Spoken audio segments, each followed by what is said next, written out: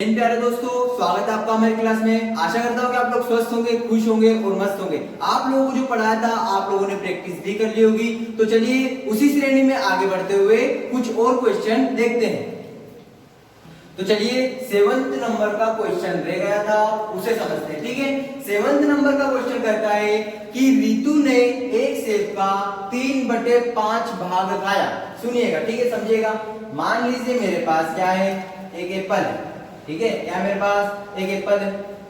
ठीक है, मैं क्या करता हूं, ठीक है, हल करते हैं इसको। क्या बोल रहा है, रितु ने सेब का 3/5 भाग खा लिया। मतलब कि इसे देखकर मैं पहले सिखा चुका हूं कि हर को देखकर पता लगा सकते हैं कि चीज को कितने भागों में बांटा है। तो एक सेब को टोटल 5 भागों में बांटा है। कितने भागों में बांट दिया गया है, 5 भागों में। ठीक है, 1 2 3 4 पूरे 5 भाग बांट दिया। आप बराबर भाग कर लीजिएगा। ठीक है, चित्र थोड़ा ढंग का नहीं बना है। ठीक है, चलिए 5 है, उसमें से रितु ने कितने खा लिए, 3 भाग खा लिए। कितने भाग खा लिए भैया, ये जो 3 पार्ट थे, 1 2 3, इतना इतना किसने खा लिया, रितु ने खा लिया। रितु ने खा लिया। अब पूछ रहे हैं कि जो उसका भाई है, उसका भाई का नाम क्या है, सोनू है ना। ठीक है, सोनू ने कितना भाग खा लिया, उसके भाई का नाम है सोनू। पूछ रहा है किताब वाला कि सोमू ने कितना भाग खाया। ठीक है, तो एप्पल कितना था टोटल, एप्पल कितना था, 1 था, जिसके 5 भाग करे, जिसमें से 3 भाग मतलब कि उसके 3 पीस इसने रितु ने खा लिए। अब पूछ रहा है कि सोमू ने कितना खाया। तो क्या करेंगे, टोटल में से, सुनिएगा मेरी बात ध्यान से, यदि मैं पूरे में से, ठीक है, रितु द्वारा खाए गए भाग को, यदि मैं पूरे में से, ठीक है, रितु द्वारा खाए गए भाग को, ठीक है, घटा दूंगा तो मेरे पास बचा हुआ भाग आ जाएगा। यदि मैं टोटल पूरे एप्पल में से, ठीक है, आधा भाग हटा देता हूं तो मेरे पास बचा हुआ भाग आ जाएगा। तो चलिए मैं ऐसा ही करता हूं। ठीक है, टोटल में से रितु द्वारा खाए गए का मैं हटा देता हूं। क्या करेंगे, इसके बटे में कुछ नहीं, मतलब क्या हो जाएगा, 1 हो जाएगा, सबका मालिक 1। अब इसे हल कर लेते हैं। इन दोनों का क्या ले लेंगे हम, एलसीएम ले लेंगे। 1 और 5 का एलसीएम कितना आ जाएगा, 1 का तो 1, 5 ऐसा का ऐसा, 5 एकम 5। पहले बहुत बार कर चुके हैं, आप लोगों को समझ में आ रहा होगा। ठीक है, कितना हो जाएगा, 5 एकम 5। एलसीएम कितना आ गया, 5 आ गया। तो मैं क्या करूंगा, एक बड़ा सा बट्टा लगाऊंगा। यहाँ पर क्या करूंगा, 5, 1 के बारे में 5 कितनी बार में आता है, 5 बार में। ठीक है, तो मैं क्या करूंगा, अंश में गुणा कर दूंगा इसी भिन्न के। 5 एकम 5 हो जाएगा, माइनस का चिन्ह है। ठीक है, 5 से 5 कितनी बार में, 1 बार में कटता है, उसका यहाँ गुणा कर दूंगा। 3 एकम 3। ठीक है, कितना आ जाएगा, 5 में से 3 गया 2। ठीक है, बटे में 5 चल ही रहा है। तो देखिए सोमू द्वारा खाया गया भाग कितना है, 2/5 है। मतलब कि उसने टोटल 5 पीस में से 2 पीस खा लिए हैं। ठीक है, समझ में आया आपको। मैंने क्या करा, टोटल में से रितु द्वारा खाए गए भाग को घटा दिया, जिससे मुझे बचा हुआ फल मिल गया। चलिए देखते हैं, इसी में और कुछ भी पूछ रहा है। पूछ रहा है कि किसका हिस्सा ज्यादा था। क्या पूछ रहा है, किसका हिस्सा ज्यादा था। देखिए रितु का हिस्सा कितना है, 3/5। रितु का कितना है, 3/5, और सोमू का कितना है, 2/5। तो हम, ठीक है, 6th क्लास में एक चीज पढ़कर आए हैं, यदि किन्हीं भिन्नों के, ध्यान से सुनिएगा, यदि किन्हीं भिन्नों के हर समान हो, क्या, ठीक है, हर समान हो तो बड़े अंश वाली भिन्न, क्या, बड़े अंश वाली भिन्न बड़ी होती है। ठीक है, तो इसमें देखिए हर दोनों के समान है। बड़ा अंश किसका है, 3, इस भिन्न का देखिए 3 है, इसमें 2 है, तो ज्यादा हिस्सा किसका हो गया, रितु का हो गया। ज्यादा हिस्सा किसका हो गया, रितु का हो गया। ठीक है, आप एक लाइन लिख देंगे कि अतः, ठीक है, सेब में से ज्यादा हिस्सा रितु ने खाया।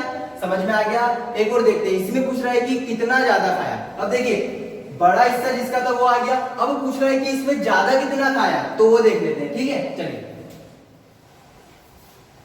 अब पूछ रहा है कि हिस्सा ज्यादा तो था वो, ठीक है, लेकिन कितना ज्यादा है। तो मैं क्या करूंगा, रितु के हिस्से में से, सुनिएगा मेरी बात को ध्यान से, रितु के हिस्से में से यदि मैं सोमू के हिस्से को घटा दूंगा तो मुझे ये पता चल जाएगा कि, ठीक है, रितु का हिस्सा ज्यादा तो है, लेकिन कितना ज्यादा है। आप समझ रहे हैं मेरी बात को। रितु के हिस्से में से यदि मैं सोमू के हिस्से को घटा देता हूं तो मुझे ये पता चल जाएगा कि हिस्सा आखिर कितना ज्यादा था। तो हल कर दूं मैं इसको। ठीक है, क्या करेंगे, वही मेथड। ठीक है, इसका एलसीएम ले लेंगे। क्या आ जाएगा, 5 एकम 5, 1 एकम 1। ठीक है, 5 एकम 5, एलसीएम कितना आ गया 5, बड़ा सा बट्टा लगाऊंगा 5 कर दूंगा, ठीक है। इस 5 से, ठीक है, इस भिन्न के हर से कितनी बार में डिवाइड होगा, 5 एकम 5, एक बार में, एक का इसी भिन्न के अंश में गुणा कर दूंगा, 3 एकम 3।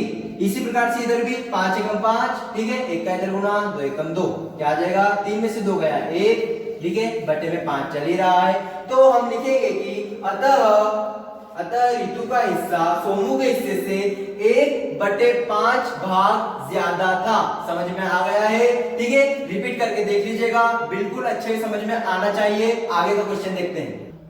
तो चलिए 8th नंबर का क्वेश्चन बोल रहा है कि माइकल ने एक तस्वीर में रंग भरने का काम कितने समय में पूरा करा, 7/12 घंटे में पूरा करा। क्या करा, माइकल ने तस्वीर रंगने का काम 7/12 घंटे में पूरा करा, ठीक है।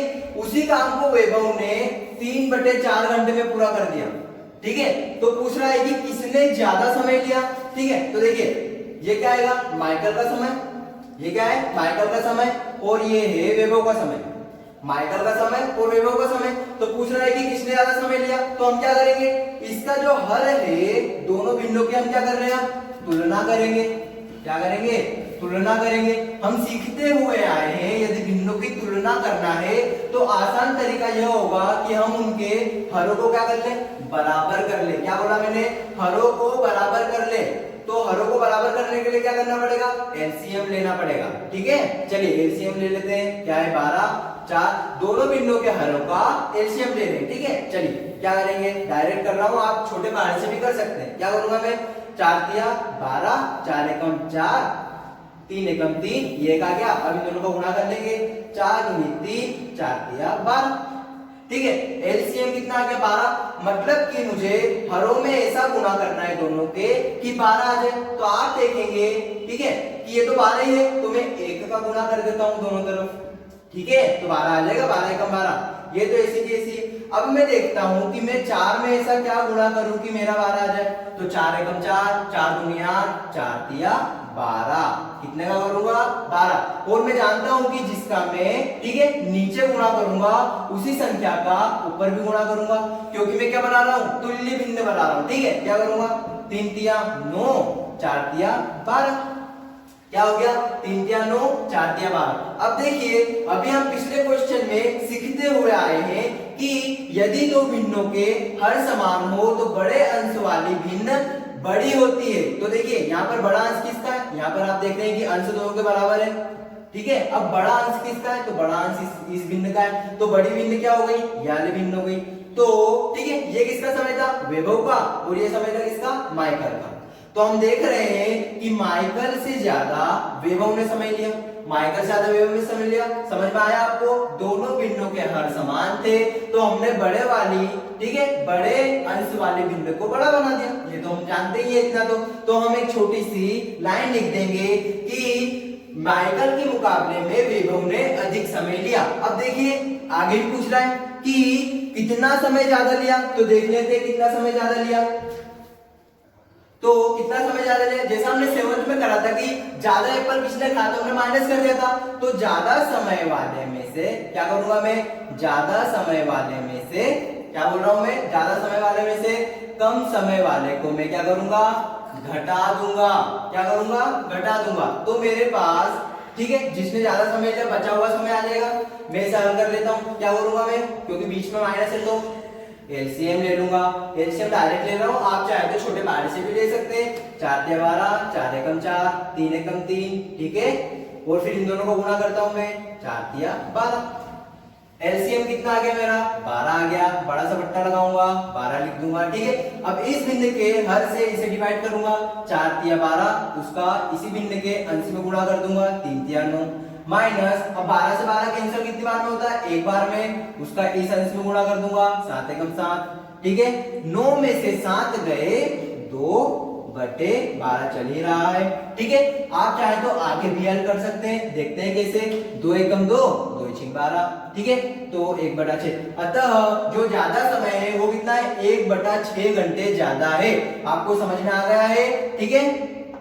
तो दोस्तों आज के लिए इतना ही। आशा करता है कि आप लोगों को समझ में आया होगा। प्रैक्टिस करते रहिए, अपना और परिवार का ध्यान रखिए। यदि कोई कमी रह जाती है मेरे समझाने में तो उसके लिए क्षमा प्रार्थी हूँ। जय हिंद, जय भारत।